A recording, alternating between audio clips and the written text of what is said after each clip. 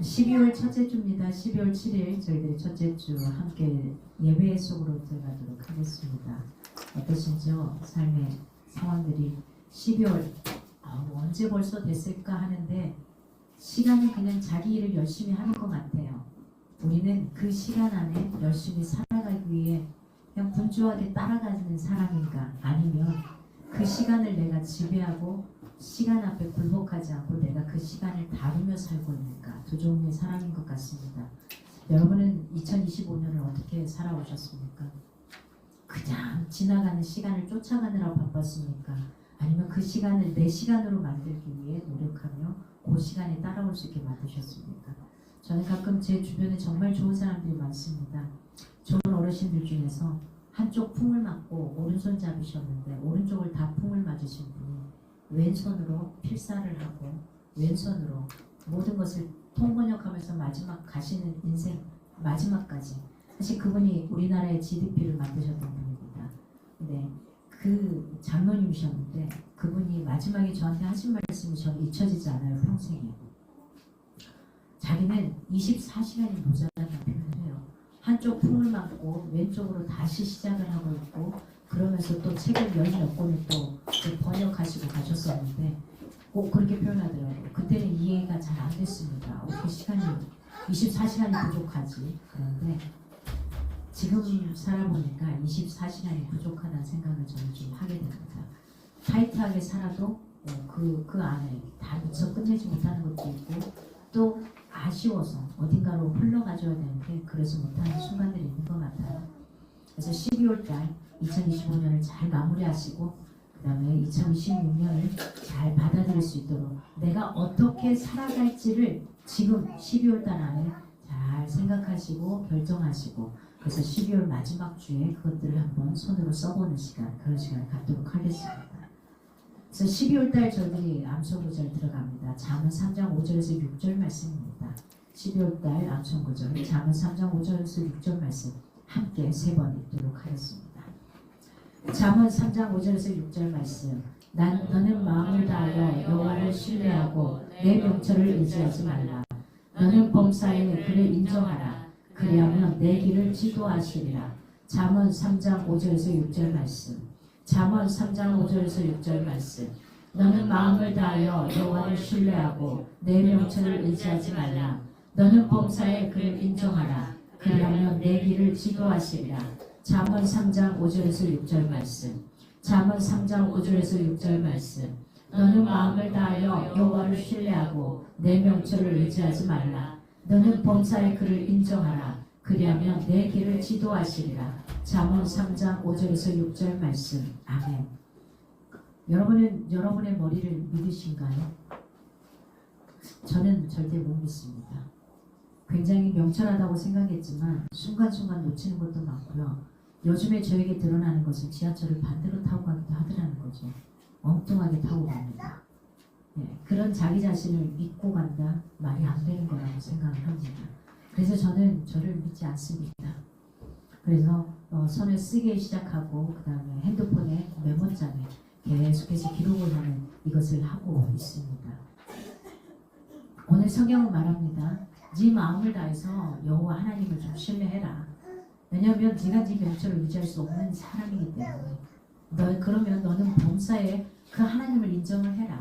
그러면 그 하나님이 네가 가는 그 새로운 길을 지도해 주실 거야. 내가 걷는 길이 어떤 길인지 모르지만 그 길을 하나님께서 지도해 주실 거야. 이런 표현입니다.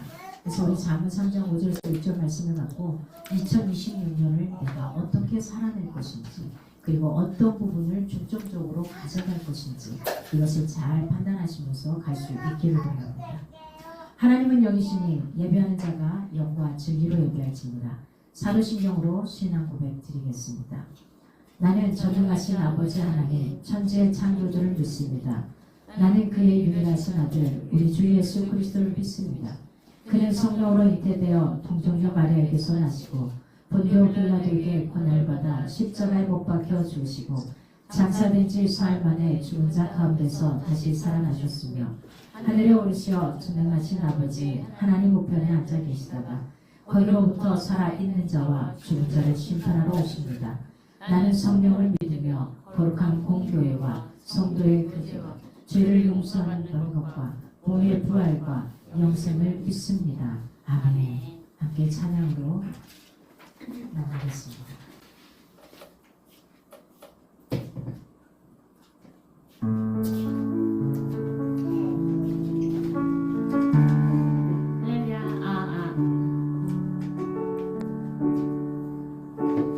오늘 찬양곡이 좀 빠른 곡들도 있어서 제가 드럼을 치면서 할 거라 자리를 제가 드럼 있는 쪽으로 옮겨서 하도록 하겠습니다. 네.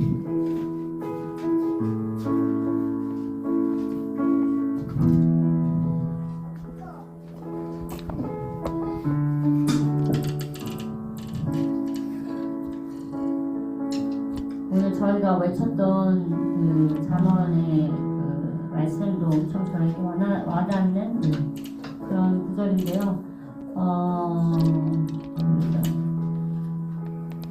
저희가 사람이 아무리 똑똑해봤자 얼마나 똑똑하겠어요. 그래서 모두 자기 머리 믿지 말고 하나님 믿으셨으면 좋겠습니다. 그래서 아무리 내 머리로 계산을 한들 그게 다 정확하게 계획대로 되지 않는 일이 너무 많더라고요. 그래서 오늘 찬양곡들은 그런 것들에 대한 곡들이 많았던 것 같아요. 너 근심 걱정 말아라. 그리고 주와 같이 길 가는 것. 그리고 마지막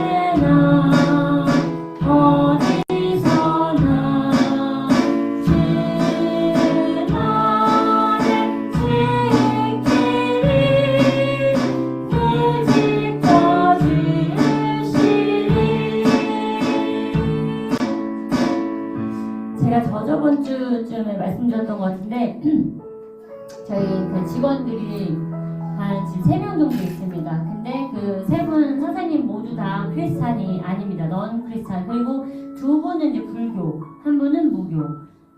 그래서 제가 저번 주에 말씀드렸던 것처럼 이제 선언을 했습니다.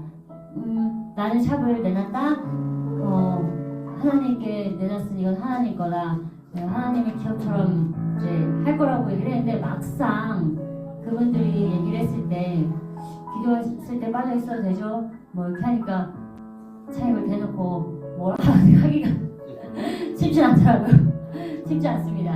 혼자 되게 소심하게 앉아서서 기도하고 있어요.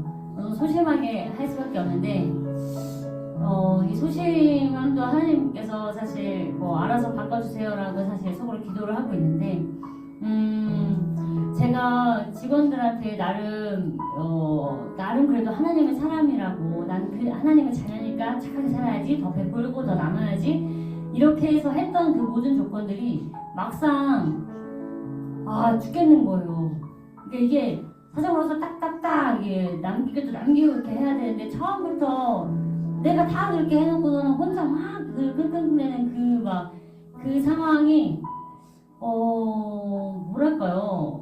이럴 때는 하나님의 자녀로서 사는 성경적인 말로는 진짜 다 베풀고 뭐하고 이렇게 하는데 이렇게 성경적인 말씀대로 살기에는 뭔가가 아주 불편하고 힘듦이 사실 있죠. 그래서 또 사람의 생각으로 이렇게 하면 진짜 뭐 다 주고 뭐하고 뭐 나만 힘들고 뭐 내 이러려고 왜 이럴 때가 있어요. 근데 또 진짜 이렇게 하나님을 만나면 정말 너 근심 걱정 말아라 라는 그 마음이 와닿을 때가 있습니다. 진짜로 그 조그만 게 진짜 아무 근심 될 것도 아니고 제가 아무리 뭐 계산을 한들 정말 그래봤자 진짜 뭐 돈적으로 얼마 차이도 안 나는 거고 뭐 힘들어봤자 뭐 그전에 더 힘들었던 거고 지금 있는 게 감사한 건데 사람이 결국에는 하나님 없으면 자꾸 마음이 정말 완악해지는 것 같더라고요. 그래서 여러분들도 지금 이 찬양처럼 근심 걱정 마시고 하나님께 맡기면 정말 저희의 계획과 저희의 머리보다 더욱더 큰 일을 계획하시는 게 하나님이라고 생각합니다. 사실 지금 상황으로서 예전과 바뀐 게 많이는 없습니다. 네, 제가 이렇게 중간중간 보고를 드리는 것은 언젠가 하나님께서 놀라운 또 간증거리를 만들어주시지 않을까라는 생각을 가지고 있으니까요. 저는 능력이 아무것도 안 되지만 뭐 같이 기도해 주실 거라 생각하고 그래도 무언가 하나님 보시기에 좋았던 일을 할 수 있는 사람이 되었으면 좋겠고 이 과정이 정말 하나님한테 칭찬받는 그런 시간이 되었으면 좋겠다는 생각합니다. 여러분들도 한 사람 한 사람 그런 뭐랄까요 하나님 만나는 시간 그리고 하나님과 동행하면서 정말 체험하는 그런 시간들이 있으셨으면 좋겠습니다. 다음 찬양곡은 좀 신나게 찬양할 텐데요. 주와 같이 길 가는 것 즐거운 일 아닌가, 그죠? 즐거운 일입니다. 우리 함께 기뻐하시고 행복하셨으면 좋겠습니다. 다 같이 찬양하시겠습니다.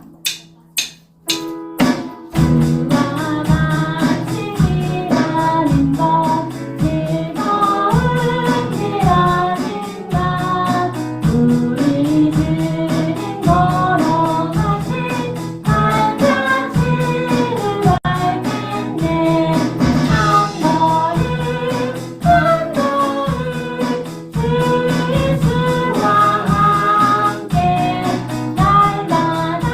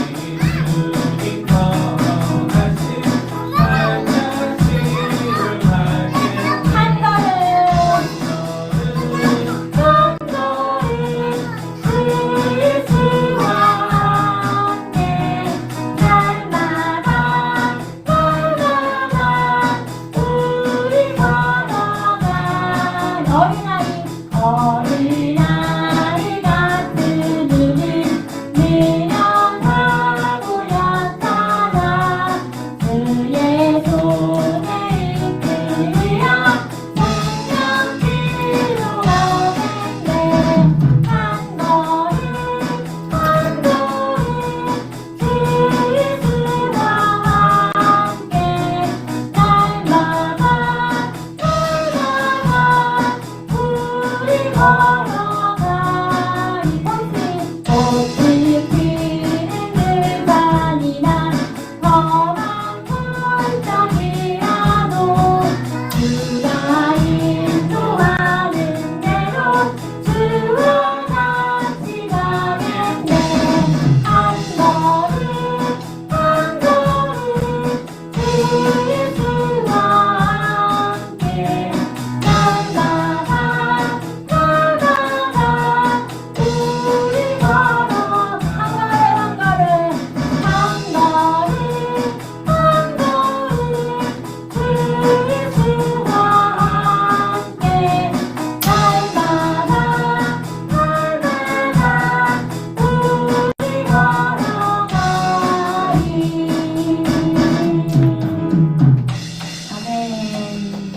아멘. 주님은 산 같아서 목사님께서는 모르는 찬양곡이라고 하셨는데 아마 여러분들도 모르시는 분들이 있으실 거예요. 근데 찬양은 저도 모르는 곡 너무 많은데 되도록이면 저도 계속 아는 노래만은 안 하려고 노력하거든요.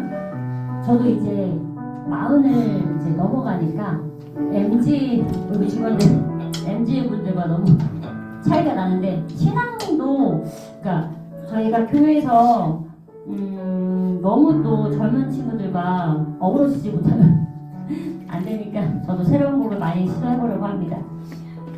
다 같이 주님은 산 같아서 찬양하실 텐데요. 오늘 시아가 엄마한테 스틱을 주면 시아가 들어주실래요? 엄마한테 주세요. 시아 엄마 주세요. 주세요.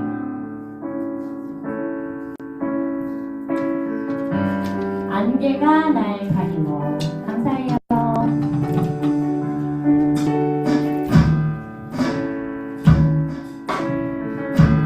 안개가 날 가리고 내 믿음은 들리려 할 때 나 주님께 나아가네. 주님은 산 같아서 여전히 그 자리에 계셔 눈을 뜨면 보이리라는 이한 그 사랑 그는 나의 도움이시며 그의 계획 영원하시네. 주의 위험한 때 믿음으로 순종해 예배드리리. 주님께서 나를 이끄시며 주가 항상 함께 하시네. 주의 사랑 앞에 믿음으로 순종해 예배드리리. 영원히 한 번 더 할게요. 안개가 날 가리워 내 믿음은 들리려 할 때 나 주님께 나아가네. 주님은 산 같아서 여전히 그 자리에 계셔 눈을 뜨면 보이리라는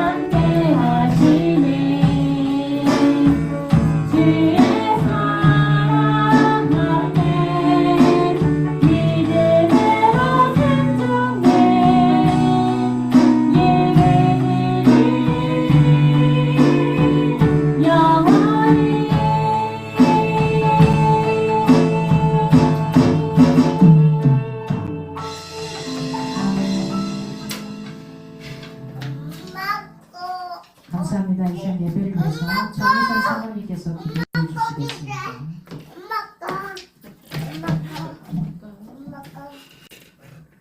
다 같이 기도하시겠습니다.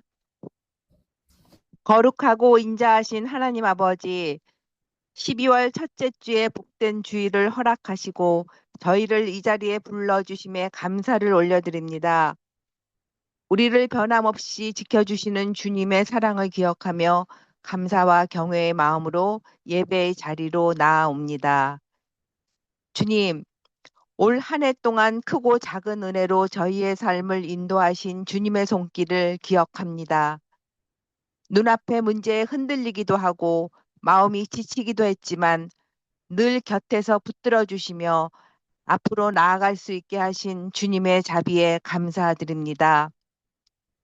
저희가 지나온 길을 세밀하게 살펴주시고 어느 순간도 홀로 두지 않으셨던 아버지의 사랑을 또한 찬양합니다. 이제 성탄을 기다리는 이 계절에 우리의 마음이 더욱더 주님께 가까이 가게 하시고 주님의 사랑을 좀 더 깊이 묵상하며 한 해를 마무리하기를 기도합니다. 주님, 선한길 교회가 하나님께 합당한 교회로 계속 성장케 해주심을 감사드립니다. 올 한 해 우리 리더들이 뜻과 정성을 다해 교회를 섬기며 서로를 사랑하며 주님의 제자로서 역할을 잘할 수 있게 해주심을 감사드립니다. 점점 더 우리의 믿음이 성장케 하시며 이웃사랑과 하나님의 사랑을 더욱더 잘 실천하는 우리 선한길 리더들이 되게 하여 주시옵소서.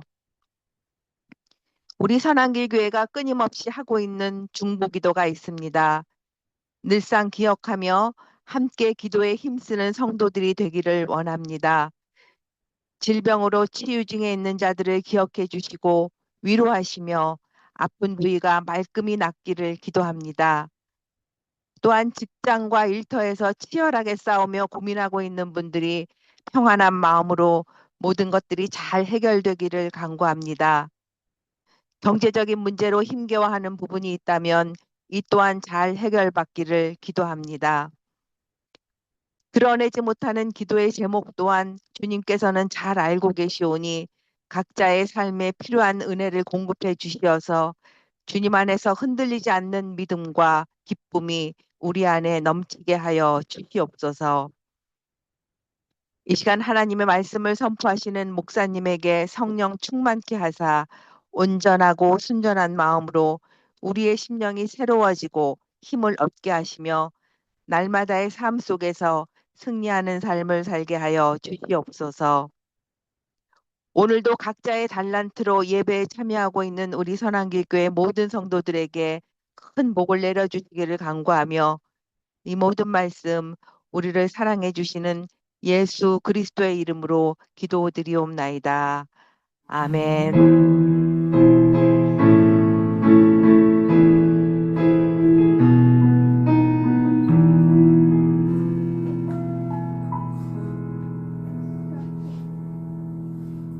감사합니다. 함께 말씀 보시겠습니다. 죄송합니다. 준비하신 예물 하나님 앞에 드릴 때 특성으로 송영환 기자님께서 두 아이를 육아하시면서 이렇게 영상으로 찍어서 보내주셨습니다. 함께 하도록 하겠습니다.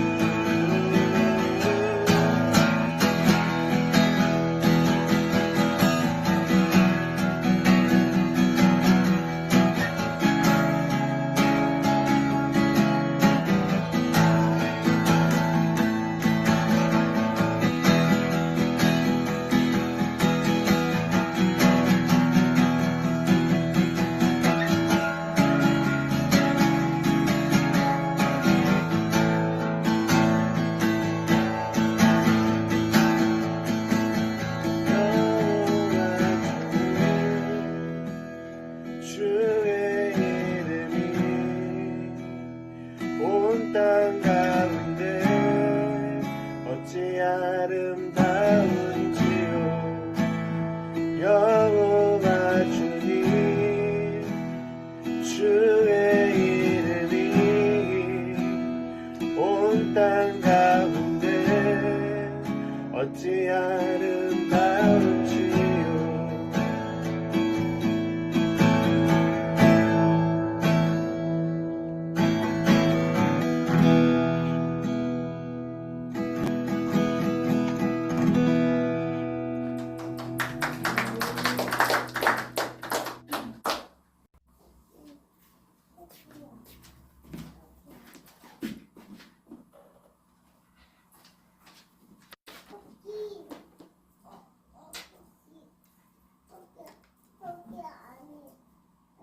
오늘 함께 보실 말씀은 느헤미야 10장 28절에서 39절입니다. 느헤미야 10장 28절에서 39절입니다.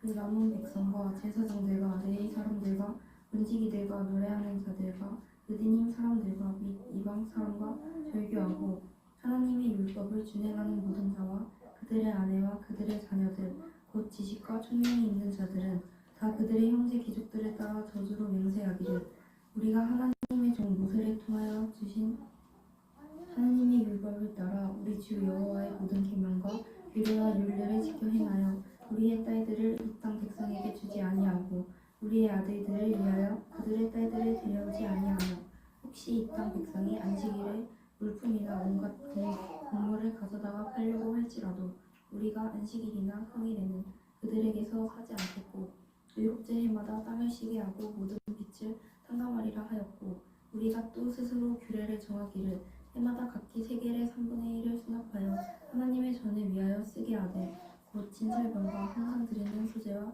항상 드리는 번제와 안식일과 초하루와 정한 절기에 뜰것과 성물과 이스라엘을 위하는 속죄제와 우리 하나님의 전의 모든 일을 위하여 쓰게 하였고 또 우리 제사장들과 레위 사람들과 백성들이 제비뽑아 각기 종족대로 해마다 정한 시기에 나물을 우리 하나님의 전에 바쳐 율법에 기록한 대로 우리 하나님 여호와의 제단에 따르게 하였고 해마다 우리 토지 소산의 만물과 각종 과목의 첫 열매를 여호와의 전에 드리기로 하였고 또 우리의 맏아들들과 가축의 처음 난 것과 소와 양의 처음 난 것을 율법에 기록된 대로 우리 하나님의 전으로 가져다가 우리 하나님의 전에서 섬기는 제사장들에게 주고 또 처음 익은 밀의 가루와 거제물과 각종 과목의 열매와 새 포도주와 기름을 제사장들에게로 가져다가 우리 하나님의 전에 여러 방에 두고 또 우리 산물의 11조를 레위 사람들에게 주리라 하였나니 이 레위 사람들은 우리의 모든 성읍에서 산물의 11조를 받는 자임이며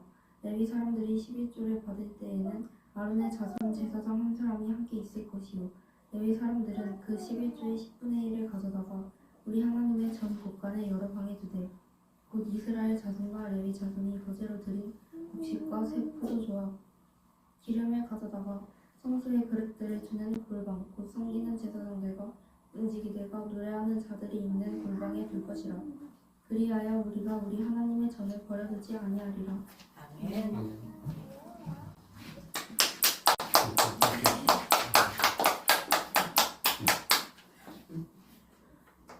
네, 감사합니다.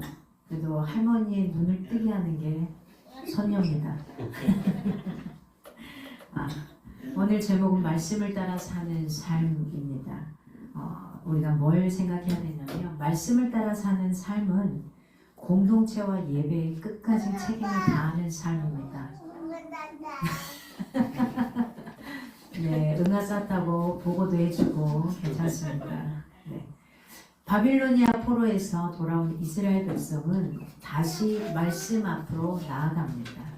그리고 그들은 무너진 성경뿐만 아니라 무너진 신앙을 회복하려고 했습니다. 말씀을 듣고 회개하며 하나님과 언약을 새롭게 맺었습니다. 이 결단은 순간적인 감정이 아닙니다. 앞으로의 삶을 어디 위에 말씀 위에 세우겠다는 실제적인 고백이 들어있는 것입니다. 오늘 우리 역시 신앙을 새롭게 하기 원한다면 말씀을 따라 사는 삶이 무엇인지 다시 한번 점검해야 합니다. 하나님을 안다고 하지만은 사실은 모르고 살아갈 때가 많고요. 하나님을 믿는다고 하지만 사실은 믿음이 무엇인지 모르고 살아갈 때가 있습니다. 어쩌면 하나님을 알고 하나님을 믿는다는 게 나의 이익에 따라서, 나의 이득에 따라서 가는 경우가 참 많습니다. 그래서 우리가 신앙생활을 새롭게 하기 원한다면 말씀을 따라 사는 삶이 도대체 어떤 것일까? 이걸 오늘 본문을 통해서 점검해 볼 수 있기 원합니다. 그렇다면 말씀을 따라 사는 삶, 이게 구체적으로 어떤 모습일까요? 아마 우리 아이들은 대부분 부모가 걸어간 길을 그대로 답습할 확률이 큽니다. 어떤 순간에 보면 저게 나를 닮았네, 이런 모습들이 있지 않습니까? 오늘 느헤미야 10장은 그 길을 분명하게 보여주고 있습니다. 유다 백성은 포로 생활에서 돌아온 후에 공동체의 어떤 정체성을 회복하기 위해 율법을 삶 속에서 실천하기로 다짐합니다. 특히 성전의 제사 시스템을 복구하기 위해서 각자 해야 할 일을 살피고 봉헌하는 일에 적극적으로 동참합니다. 온 구성원이 한 마음이 되어서 하나님 앞에서 거룩한 약속을 맺고 그 약속에 걸맞게 살려고 노력할 때에 그 공동체는 온전히 회복될 수가 있습니다. 많이 먹기만 하고 싸지 않으면 안 되죠. 우리 시야처럼 제대로 싸야 됩니다. 그런데 시야를 보니까 있는 곳에 싸지 않고 저 구석에 가가지고 자기 할 일을 하면서 응아를 하더라고요. 아, 그렇구나. 저 아이도 이걸 어디에서 해야 되는가를 대충 알고 있는 겁니다. 우리가 그렇습니다. 회복하여 살기 위해서 어떻게 살아가야 하는가 하는 겁니다. 특히 성전 제사의 시스템을 복구하기 위해서는 각자 해야 할 일을 살펴봐야 되고 봉헌하는 일에 적극적으로 우리가 동참해야만 합니다. 모든 구성원이 한마음이 되어서 하나님 앞에서 거룩한 약속을 맺고 그 약속에 걸맞는, 그리고 그 걸맞게 살려고 노력할 때 사실 그 공동체는 온전하게 회복될 수가 있습니다. 대충 회복되는 게 아니라 온전하게요. 오늘 읽지 않은 구절이 있습니다. 1절부터 31절, 1절부터 쭉 따라오는 그 말씀 속에 지도자와 백성 전체가 하나가 되어서 하나님의 언약을 지키기로 맹세합니다. 포로지에서 돌아온 84명의 명단이 나옵니다. 자, 성경에 이름이 나온다는 것은 특별한 의미를 가져갈 겁니다. 여기에 나오는 84명은 제사장들과 레위 사람들과 백성의 지도자들입니다. 즉 이들은 유다 공동체 전체를 대표하는 대표들이 바로 이 84명의 명단입니다. 그래서 84명의 성명은 사실은 단지 개인의 다짐이 아니라 유다 공동체 전체가 하나님 앞에서 맹세한 것과 질배 없는 겁니다. 이런 거죠.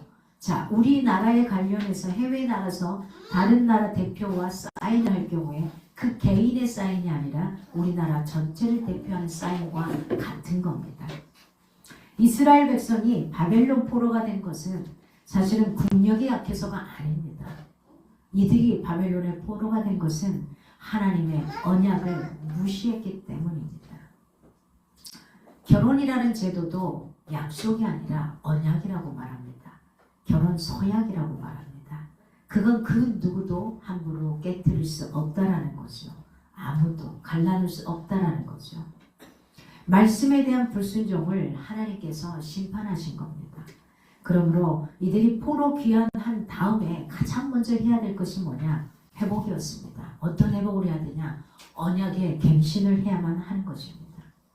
언약의 갱신을 통해서 이제 다시 하나님의 언약 백성으로 살겠다는 이 언약의 갱신이 있어야지만 비로소 하나님의 백성의 삶을 시작할 수 있는 겁니다. 저도 제가 들고 있는 보험, 이 보험을 다시 갱신했습니다. 왜냐하면 내가 원래 드러났던 것들을 다 써버렸기 때문에 또 다른 일들이 벌어질 때, 또 다른 분야의 아픔이 있을 때는 다시 해야 되는 이런 부분들을 집어넣고 빼고 있어서는 다시 받을 수 없는 것들은 빼고 다시 또 새로운 게 나오는 것은 받는 걸로 갱신을 하게 됩니다. 그렇습니다. 이 이스라엘 백성들도 다시 하나님과 깨어져 버린 이 언약의 관계를 다시 갱신합니다. 어떻게 우리가 살아가야 되는지에 대해서 그게 1절에서부터 84명의 이 명단을 통해서 나타나게 됩니다. 그리고 28절, 29절을 뚝 따라가면서 백성이 저주받을 것까지 각오하여서 하나님의 종 모세를 통해 주신 하나님의 율법을 우리가 지켜 행하겠다라고 이들이 맹세를 합니다. 신명기 29장 12절에서 14절에 의하면 여호와의 언약에 참여하는 백성은 하나님 앞에서 맹세해야 한다라고 이야기를 합니다. 여호와의 언약에, 그 언약에 깨버릴 수 없는 이 언약에 참여할 사람들은 하나님 앞에 맹세를 해야 한다는 겁니다. 그런데 출애굽 때에 하나님도 아브라함과 이삭과 야곱에게 맹세하신 그 언약대로 이스라엘을 자기 백성으로 삼으셨습니다. 이 언약의 체결은 기본적으로 혼자 할 수 있는 게 아닙니다. 상호간의 맹세, 이것을 전제로 합니다. 원어로는 히브리어 세보아라고 이야기를 합니다. 상호간의 맹세가 이루어질 때 언약이 체결된 겁니다. 하늘이 두 쪽 나도 우리에게 무슨 일이 있어도 갈라서지 않으리라 하는 이런 거죠. 하나님은 백성을 보호하기로, 백성은 하나님께 순종하기로 맹세합니다. 출애굽 백성은 가나안 정복 전쟁을 마치고 세겜 땅 그리심 산과 에발산에 서서 신명기 말씀에 따라 축복과 저주의 맹세를 합니다. 포로 귀한 백성이 모세의 율법을 지키겠다고 맹세한 겁니다. 그러므로 이스라엘 백성의 언약 맹세는 사실은 단순한 요식 행위가 아니라 사실은 목숨을 건 신앙 고백입니다. 그리고 30절에서 31절을 쭉 보면은 이스라엘 백성의 삶 속에서 이 세 가지를 꼭 지키겠다고 다시 약속합니다. 그 첫 번째는 이방인과의 통혼의 금지였습니다. 두 번째는 안식일에 상거래를 금지하는 거죠. 그래서 하나님 앞에 예배하는 이 안식일에는 상거래, 서로 사고 파는 것들 하지 않았습니다. 지금도 이런 신앙의 복을 가지고 계신 분들도 계십니다. 세 번째는 안식년의 경작을 금지합니다. 그래서 이때는 사실은 토요일날 미리 밥 다 해놓고 장볼 거 다 해놓고 목욕제기 다 하고 주일날은 오로지 하나님과 예배하는 이런 일들도 행합니다. 그리고 비탄감, 이 세 가지를 꼭 지키겠다고 약속합니다. 포로 귀한 백성에게 이방인과의 통혼 금지 문제, 이건 굉장히 현실적인 사회 문제였습니다. 스가랴서 9장, 10장을 보면은 이런 문제들이 일어나고 있는 것을 보게 됩니다. 이방인과 통혼하지 말라는 것은 이건 뭐냐면 선민의식을 가지고 있는 이방인을 선민의식을 가지고 있는 너희가 이방인들을 차별하라는 게 아닙니다. 예수님을 믿는 너희가, 하나님을 믿는 너희가 하나님을 안 믿는 저 사람들을 차별하라, 이런 것이 아니고, 이 이방인과의 통혼의 금지는 이 규례의 핵심은 뭐냐면 이방인의 우상 숭배 문화를 받아들이지 말라는 겁니다. 보세요. 하나님을 믿는 사람이 부처를 믿는 이 지방과 결혼을 하게 되면 어때요? 교회 가는 게 어려워지잖아요. 교회 가는 게 어려워지는 게 문제가 아니라 뭐 하는 게요? 그곳의 문화를 따라서 불교의 문화로 행해야 되거든요. 그러니까 이때 당시에 우리 하나님의 특별한 이스라엘 백성들이 다른 민족에 있는 사람을 데리고 왔을 때는 이 사람과의 결혼이 아니라 무엇으로? 이방인과의 시아야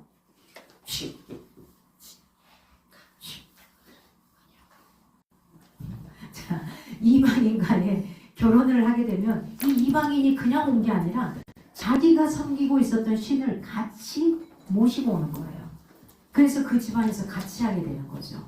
이렇게 돼서 엉망이 되는 현상이 구약시대에 굉장히 많았습니다.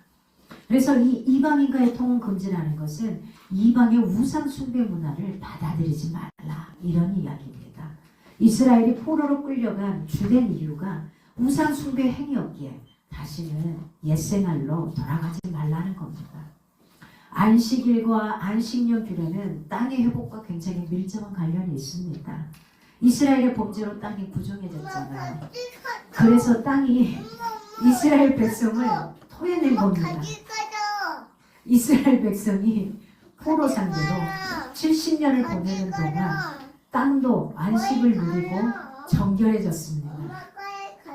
안식일 규례는 출애굽 백성이 애굽의 노예 생활로부터 해방되어 지킨 절기였습니다. 그러므로 포로 귀한 백성이 안식일이라든지 안식년 규례를 철저히 지키는 건 사실은 구원받은 자유의 백성이 되어서 하나님 앞에서 살아가는 것을 의미합니다. 그래서 성경에서 왜 이것을 이렇게 금지했는가? 그러고 오해하지 마시고 이 배경을 좀 쳐다볼 수 있기를 바랍니다. 여러분, 오늘 금방까지 살펴본 대로 바벨론 포로 생활을 마치고 돌아온 백성이 하나님과 언약을 맺음으로써 언약 공동체의 정체성을 다시 회복합니다. 공동체 구성원이 사실은 한 마음이 되어서 하나님의 말씀에 순종하려고 할 때 그 공동체에 미래가 있는 겁니다. 그렇죠. 우리 공동체 선한 길이라는 이 공동체가 무엇인가를 할 수 있으려면 저 혼자가 아니라 여러분 개인이 아니라 함께 해나갈 때 공동체의 의미가 발현하는 거죠.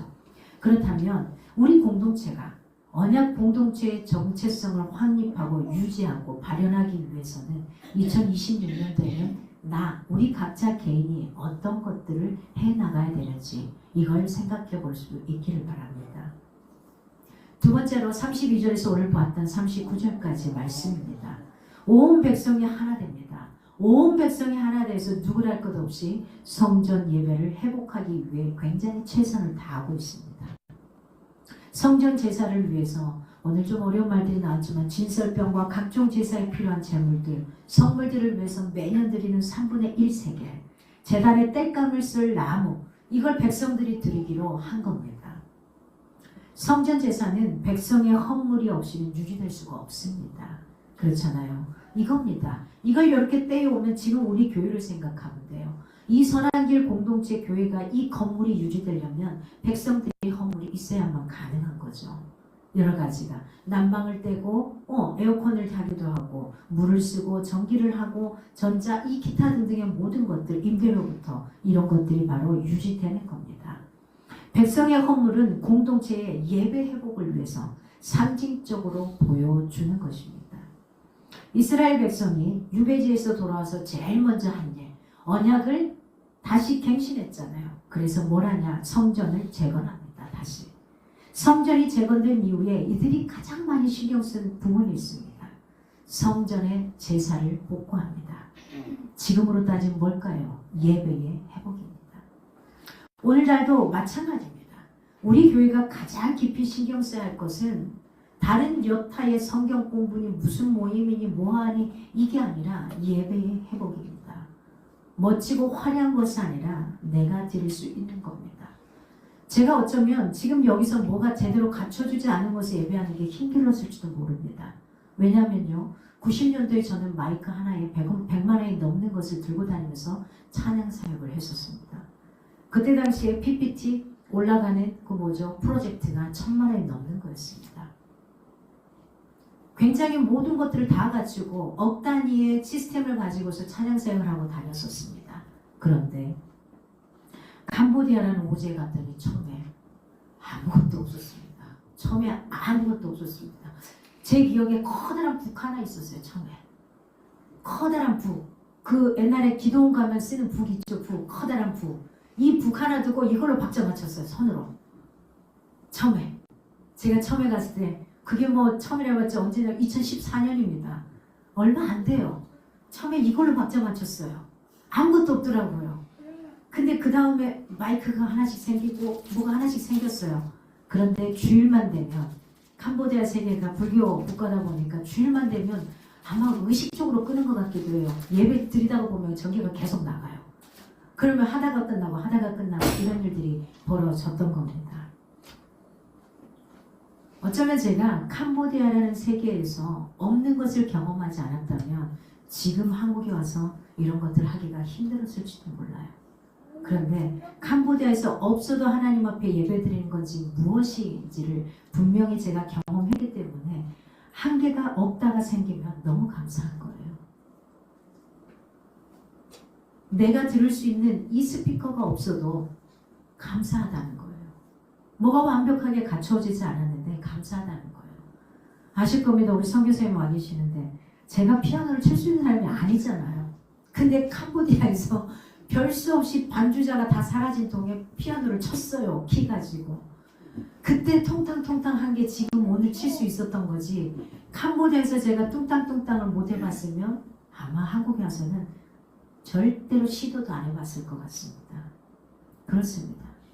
내가 없는 걸 경험해봤기 때문에 그렇습니다.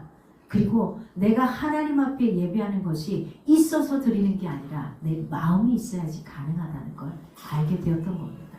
예배 회복입니다. 여러분, 오늘 35절에서 37절까지 백성이 성전에 바치기로 약속한 것들이 있습니다. 그것들의 공통적인 특징은 이겁니다. 처음 것, 종혁아 들어와. 처음 것이라는 겁니다. 처음 것. 첫 열매, 아들, 가축의 첫 새끼, 첫 곡식, 이걸 이야기합니다. 이들의 공통점이 다 처음 것입니다. 처음 것은 이런 것을 대표합니다. 모든 것을 대표합니다. 사람의 첫, 그러면 그 가족 전체를 다 대표한다고 봅니다. 생축의 첫, 그러면 그 나머지 걸 다 대표한다고 봅니다. 곡식의 첫, 모든 것을 대표하는 겁니다. 처음 것이라는 것은 모든 것의 대표입니다. 그래서 그 집안의 장남, 장녀 이런 것도 굉장히 중요하잖아요. 이런 표현입니다. 그래서 처음 것을 하나님께 드리는 행위가 뭐냐면 모든 사람을 드리는 거고 모든 생축을 드리는 거고 모든 곡식을 다 무엇으로 인정하는 거냐? 하나님의 소유로 인정하는 겁니다. 이런 의미가 들어있습니다. 하나님께서 출애굽 당시에 장자, 처음 것인 장자를 치신 이 재앙은 불순종한 백성에 대한 심판이었습니다. 첫 장자, 잃어버렸을 때 아무리 다른 자식들이 많아도 하늘이 다 무너지는 것 같은 이걸 느끼는 겁니다. 자, 첫 열매가 제대로 성장하지 않으면 어떻게 되죠? 그 다음 열매 기대할 수 있나요? 하기가 어렵더라는 거예요. 이 처음이라는 게 굉장히 중요합니다. 하지만 하나님은 말씀에 순종한 백성은 온전히 구원하시는 걸 봅니다. 그러므로 처음 것을 하나님께 드리는 것은 언약 백성이 되어서 말씀이 통치를 받겠다는 의미입니다. 그래서 백성이 37절에서 39절을 쭉 가게 되면 성전 체제를 유지하기 위한 11조 제도가 나옵니다.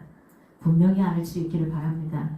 이 백성들의 산물인 11조를 레위 사람들에게 주고 레위 사람은 이 받은 11조의 10분의 1을 제사장에게 주어야 한다라고 말을 합니다. 여기서 11조가 왜 내야 하는 거고 이 11조를 통해서 무엇이 이루어지는지를 이야기하고 있습니다. 백성이 11조를 내지 않으면 이겁니다. 성전 제사의 제도의 근간이 흔들려요. 조금 더 쉽게 표현할까요? 여러분이 낸 이 헌금은 사실은 감사예물, 성교예물, 주일예물은 들쭉날쭉할 수 있어요. 10,000원도 낼 수 있고 5,000원도 낼 수 있고 20,000원도 낼 수 있고 100,000원도 낼 수 있고 200,000원도 낼 수 있어요. 들쭉날쭉해요. 그러면 여러분 살림살이가 어떻게 되겠어요? 힘들어지겠죠. 이 금액이 일정하지 않으니까. 근데 11조 예물을 드리면 거의 대부분 한 달에 일정한 금액들이 비슷하거든요. 그 금액이 들어오게 되면 이 성전에 제사를 드릴 때 물질이 들어갈 수밖에 없잖아요. 이게 쓰이는 겁니다. 백성이 낸 11조를 통해서 누가? 하나님이 특별하게 이 성전 지기들로 이 성전의 일꾼들로 삼아놓은 레위인들의 생계를 유지할 수가 있는 겁니다. 그리고 이 레위인들은 다시 그 받았던 11조 예물을 받았던 거기에서 또 11조 자기가 받은 것에 11조를 내서 제사장에게 바치는 겁니다. 여러분이 낸 헌금으로 이 교회가 유지되는 거죠. 한 달에 최소한 우리 교회도 한 200 정도는 들어갑니다. 더 들어갈 때도 있고 좀 덜 들어갈 때도 있지만 평균 200은 들어갑니다. 평균 200 이 정도는 들어갑니다. 어떤 달은 좀 행사가 있고 좀 한 달은 훨씬 더 들어가겠지만은 이 정도의 금액으로 유지가 되려면 여러분이 낸 11조와 기타 다양한 예물들을 통해서 이루어지고 있다라는 겁니다. 그래서 이 헌금이라는 걸 우리가 또 착각하고 있으면 안 돼요. 우리는 초신자들도 있다 보니까 교회 목사가 가지고 쓴다고 생각하시면 안 돼요. 저희도 우리가 개척교회지만 제가 헌금으로 들어온 것은 제 개인적으로 사용하지 않습니다. 그런 것들을 좀 아셨으면 좋겠어요. 어떤 분들은 가끔 교회 헌금 하셔가지고 목사님이 알아서 쓰시더라 이렇게 생각하시는 분도 계시는데 그렇지는 않습니다. 다만 이럴 때는 있어요. 개척교회는 헌금으로 했는데 월급으로 가져갈 수는 없는, 사례비로 가져갈 수 없는 상황들도 생겨요. 그러면 또 이 목회자들이 먹고 살아야 되는 거 있잖아요. 그래서 그때 그 헌금을 이런 종류들로 쓰기도 합니다. 그래서 그렇게 해서 지금 우리 교회가 그래도 이만큼 여러분의 헌금으로 이렇게 잘 유지되고 있습니다. 결국 성전의 제사는 백성들의 적극적인 헌신과 참여 없이는 사실은 유지될 수가 없다는 거죠. 우리 교회도 마찬가지고요. 우리가 뭔 일을 크게 하는 것보다는 사실은 우리 교회가 굉장히 작은 숫자지만은 작지만은 너무 풍성하게 많은 일을 돕고 있고 나가고 있고 해나가고 있습니다. 자, 여러분, 백성은 성전 제사를 위해서 봉헌하는 것을 아깝게 생각하지 않습니다. 알아야 됩니다. 성전의 예배가 살아나야 되지 우리의 삶도 살아날 수 있다라는 이 믿음이 있기 때문인 거죠. 공동체 예배를 위해서 내가 지금 헌신해야 할 것이 무엇인가 하는 거죠. 2026년에 내가 우리 예배를 위해서 내가 무엇을 헌신할 것인가. 물론 우리는 다 일당 몇으로 하고 있어도 뭘 해라고도 말 못해요. 그렇지만 2026년에 하나님 앞에 다시 한번 묻습니다. 하나님, 내가 이거 했는데 이 분야는 다른 사람에게 주고 제가 이 부분을 한번 해보면 어떨까요? 이렇게 생각하셔도 괜찮아요. 저기 로테이션으로 돌아가도 괜찮아요. 이렇게 내가 앞에서 찬양 인도를 한번 해볼게요. 뭐 해도 되고, 내가 피아노를 한번 쳐볼게 해도 되고, 내가 마이크 잡고 찬양 좀 해볼게요. 이렇게 해도 되고. 그렇습니다. 이걸 그냥 하는 게 아니라 기도해보자는 거예요. 묵상하면서 기도해보자는 겁니다. 내가 어떻게 헌신할 수 있을까? 그리고 처음 것과 11조, 이게 하나님께 드리는 것은 이겁니다. 모든 내 삶의 주권이 하나님께 있습니다. 저는 제가 살아보니까 그저 내 힘으로 벌 수 있는 것도 아니고요. 그저 내 힘으로 건강을 가져가는 것도 아니더라고요. 아무것도 아니더라고요. 아무것도 아니에요. 오히려 그 건강을 잃어갈 때, 돈을 잃어갈 때 하나님이 깨닫게 하시고 알게 하실 때가 참 많아요. 내 힘으로 되는 게 없더라고요. 그래서 내가 처음 것으로 내 월급의 11조를 떼어드리는 행위 굉장히 중요합니다. 그래서 지금도 그런 분들이 있습니다. 이 성경, 이 구약에 있는 성경을 그대로 가져다가 삶으로 가져와서 처음으로 내가 일을 해서 뭐 알바를 했던 아니면 직장을 가서 벌었던 이 처음 첫 열매를 하나님 앞에 그대로 드리는 사람들이 있습니다. 이 성경의 원리를 가지고. 그 다음에는 하나님, 그 행위는 뭡니까? 한 달을 내가 고생해서 벌었는데 아깝죠. 아깝지만은 이거 이 인생의 주인 나로 하여금 일하게 하시고 건강하게 하시고 일자를 주신 것은 하나님이십니다. 이걸 인정하는 행위입니다. 그래서 드리는 겁니다. 그래서 이 11조라는 개념은 굉장히 중요하고도 큰 개념입니다. 하나님이 내 인생의 내 삶의 주인입니다. 그 주권을 하나님께 드리는 행위의 고백이라는 겁니다. 우리가 하나님께 드리는 헌금은 나머지 삶도 이 앞에 주 앞에서 거룩한 봉헌물이 되게 하겠다는 믿음의 표현입니다. 그렇다면 여러분들에게 제안합니다. 2026년도에는 어떤 자세로 내가 헌금 생활을 하면 되겠는지 내가 마음대로 결정하는 게 아니라 하나님 앞에 물으십시오. 12월 달에 하나님, 내가 2025년에는 이렇게 헌금을 했습니다. 근데 2026년에는 매주 주일 헌금을 얼마 정도 할까요? 물론 하나님 특별한 말씀 안 하실 겁니다. 근데 하나님 내 마음에 이 정도 생각을 합니다. 이 정도 될까요? 이렇게 하고 2026년에 매주 헌금을 내는 거하고 내 마음대로 내 생각에 이 정도면 됐어. 이거하고는 다른 거죠. 그래서 내 인생의 주인이, 삶의 주인이 누구인지를 명확하게 알고 갈 수 있기를 바랍니다. 말씀을 따라 사는 삶은 예배에서 시작되고 예배로 완성됩니다. 말씀에 순종하고 예배의 자리를 회복하고 헌신함으로써 하나님을 높일 때에 우리의 삶은 자연스럽게 하나님 중심으로 세워집니다. 하나님의 전을 버려두지 않겠다는 이스라엘의 결단은 오늘 우리에게도 동일합니다. 말씀을 가볍게 여기지 않고 예배를 우선하고 첫 열매를 드리는 신앙을 통해 하나님은 개인과 공동체를 다시 세우십니다. 예배 회복을 위해서 내가 가진 은사 그리고 재능 그것을 아낌없이 드릴 수 있는 2026년이 되었으면 좋겠습니다. 우리 성도들은 너무 아낌없이 드리고 있어서 할 말이 없습니다. 하지만 오늘 이 예배 회복을 위해서 내가 좀 더 또 드릴 것이 무엇인지 드리기 위해서 어떻게 시간을 활용하고 나가야 되는지 이것을 충분히 묵상하면서 갈 수 있는 그런 삶들이 되기를 바랍니다. 이 시간 우리 함께 기도하며 나가겠습니다.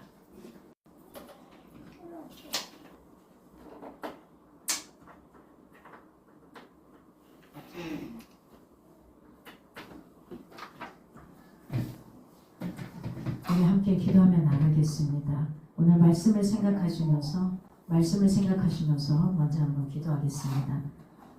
내가 2026년도에 하나님 어떻게 말씀으로 어떻게 헌금 생활로 그리고 내가 무엇을 봉사하며 나갈까요? 그저 그냥 교회 왔다 갔다 살짝 가는 것이 아니라 내가 할 수 있는 재능 그게 뭘까요? 하나님 앞에 묻고 갈 수 있기를 바랍니다.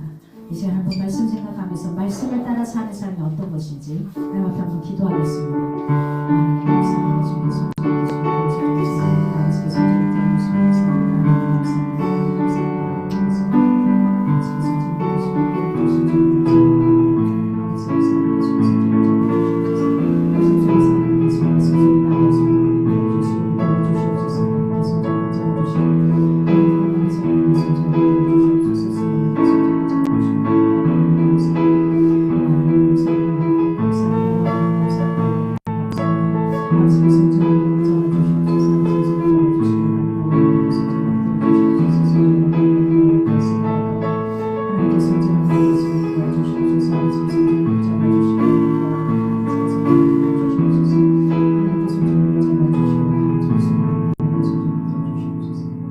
이제 우리가 늘 기도하는 대로 하루에 10분 내가 기도할 수 있기를 위해서 기도했으면 좋겠습니다.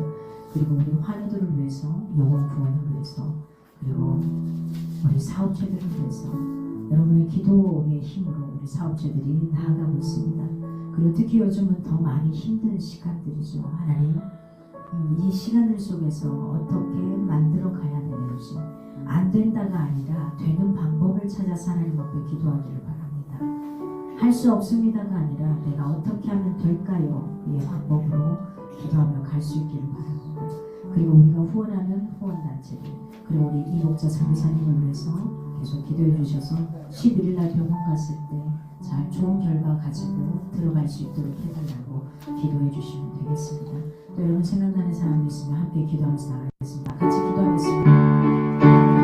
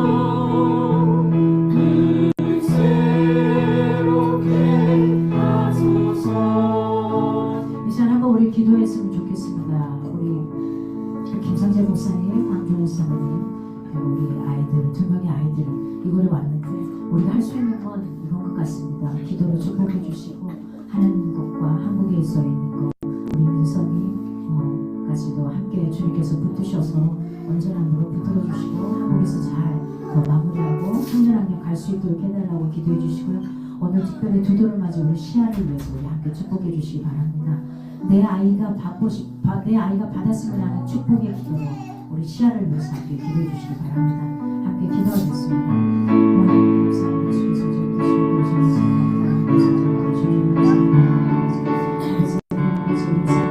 하나님 감사합니다.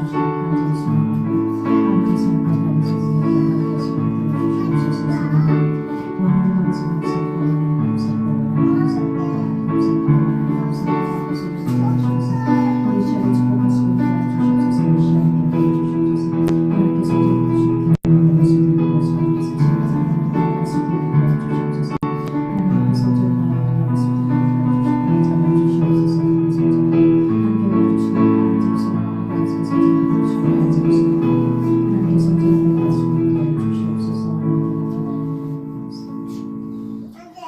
하나님 감사합니다. 주님의 사랑이 없이는 하나님의 은혜가 없이는 우리가 지금껏 호흡하며 살아갈 수 없었음을 고백합니다. 늘 내가 잘나서 살아가는 것 같지만 내 눈 하나, 내 손가락 하나, 내 의지대로 움직일 수 없는 게 인간이라는 걸 알게 하소서. 주님, 그런 게 주님이 더 필요함을 고백합니다. 말씀을 따라 사는 삶이 먼저 우리에게 예배의 회복이 있어야 된다는 것을 오늘 말씀을 통해 주신 것처럼 예배의 회복을 위해 내가 전심을 다할 수 있는 2026년이 되기를 소망합니다. 하나님 붙잡아 주시옵소서. 특별히 이 시간 이 자리에 함께하는 우리 김성재, 방준 목사님 가정 아버지께 손길을 붙들어 주시고 축복해 주시옵소서. 해외에서 계속 사시다가 이곳에 와서 사는 게 녹록지 않을 텐데 저희가 다만 주님 앞에 기도하면 안 하는 건 주님께서 특별한 보호하심과 보살핌이 있어지기를 간절히 소망해 봅니다. 이 가정에 기도하고 외치는 거 있습니까? 하나님 잘 풀어갈 수 있도록 하나님께서 길을 열어주시고 힘을 더하여 주시기를 간절히 소망합니다. 특별히 운전하며 이것저것 다녀야 될 목사님에게 더욱더 안전함으로 불꽃 같은 눈동자로 주님께서 그 두 눈이 함께하여 주시기를 간절히 소망합니다. 우리 민성이에게도 하나님께서 더 큰 은혜와 사랑으로 이 아이의 마음을 활짝 열어주시기를 간절히 소망합니다. 하나님께서 온전함으로 붙잡아 주시옵소서. 오늘 특별히 이 땅에 태어난 우리 시아를 위해서 축복하며 기도합니다. 오늘 일부 예배 때도 기도자가 우리 시아를 많이 축복해 줬습니다. 하나님 이것처럼 하나님 안에서 아름답고 귀하게 하나님 지혜와 키가 자라면서 하나님을 알아가는 지혜가 자라가게 하시고 세상의 지혜도 이보다 더할 수 없을 정도로 하나님 풍성하게 채워가는 우리 시아의 인생이 될 수 있도록 붙드시고 이 시아를 잘 감당할 수 있는 엄마와 아빠가 될 수 있도록 하나님께서 붙들어 주시기로 합니다. 그 어떤 것으로 이 아이를 키워가겠습니까? 말씀으로 예배로 하나님 키워갈 수 있는 귀한 엄마 아빠가 될 수 있도록 더 큰 힘과 위로를 더하여 주시고 하나님께서 붙들어 주시기를 간절히 소망합니다. 주님 앞에 오면서 빈손이 아니라 귀한 11조의 예물, 주님 앞에 성교예물, 감사예물, 주일예물, 구제예물로 구별하여 드린 우리의 손길들이 있습니다. 하나님 기억하여 주시옵소서. 그렇게 구별하여 드린 손길들 가운데 하나님께서 혹시 행여나 하나님 하늘에 감추어진 보화가 있습니까? 미처 받지 못한 보화가 있습니까? 받을 수 있는 그릇이 될 수 있게 해주시고 하늘에 감추어진 보화는 온전히 이들의 인생 가운데 쏟아질지어다. 하나님께 손절을 붙들어 주시고 인도하여 주시기를 간절히 소망합니다. 우리의 배부름이 아니라 하나님 이웃을 위해 손을 뻗칠 수 있는 하나님 우리의 물질이 되기를 소망합니다. 2026년에는 우리가 더 도울 곳을 보게 하시고 찾게 하시고 나아갈 수 있도록 인도하여 주시옵소서. 이제는 우리 주 예수 그리스도의 은혜와 하나님의 크신 사랑과 성령의 교통하심 속에서 이번 한 주간 12월 한 해를 잘 마무리하고 계시고 그리고 또 새 한 해를 준비해가는 사랑하는 성도들 가운데 이제부터 영원토록 함께하기를 간절히 축원하옵나이다. 아멘.